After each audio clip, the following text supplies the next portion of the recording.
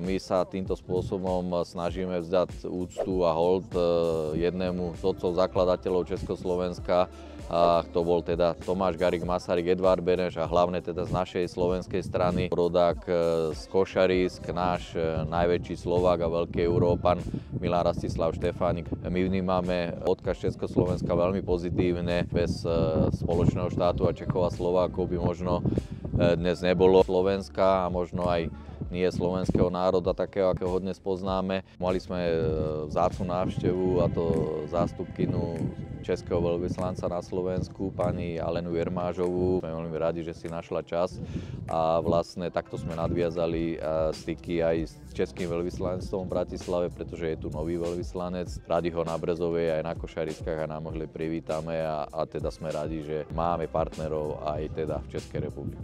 Sme už pred minulý rok vyrokovali tú zmenu zákona o zásluhách Mr. Štefánika, kde vlastne sa vláda zaviazala, ministerstvo kultúry, že nám každý rok bude prispievať na údržbu toho areálu. Som veľmi rád, že tie peniaze na účet aj zo strany ministerstva kultúry, ale aj zo strany Trenčianskeho samosprávneho kraja prišli. Aj z tých peňazí vieme zveľaďovať celý ten areál, lebo tá Mohyla je obrovská, takže to nie je v silách takého malého mesta, ako je Brezová, to zvládnuť. Investície tu prebiehajú, mulčovanie toho južného svahu smerom k Brezovej, frezovanie tých kmeňov stromov pôvodných. Budeme pokračovať aj budúce roky, aby sa to úplne vyčistilo a v podstate z toho vznikla taká lúčka, ako bola kedysi. Som veľmi rád, že aj vlastne obec Priepasné pristúpilo k tomuto čisteniu, vyrúbaniu z severnej strany smerom na Priepasné a na Mijavu, takže bude Mohyla ešte lepšie viditeľná zo všetkých strán.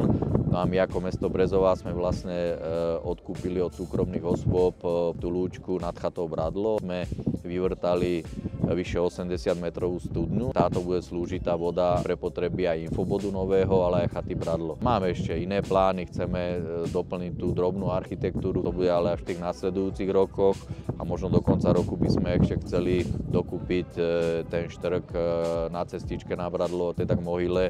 Možno ešte vymeníme nejaké obrubníky. No a čo je najdôležitejšie, od roku 95 je takmer 30 rokov, čo Mohyla bola zrekonštruovaná. Ten zub času na tej Mohyle je naozaj vidieť. Je už taká čierna, začiernená, niektoré kamene vypadávajú. Tie špáry sú taktiež už v dosť dezolátnom stave, aj tie rošty. Takže máme pripravený projekt a pripravujeme jeho financovanie v spolupráci s Trenčianskym samosprávnym krajom. Tak nechcem to zakriknúť, ale verím, že sa pustíme aj do obnovy samotnej Mohyly, aby aj tá svietila, tak ako travertín, on je biely, prirodzený. Čiže verím, že aj samotná Mohyla bude taká pekná ako kedysi.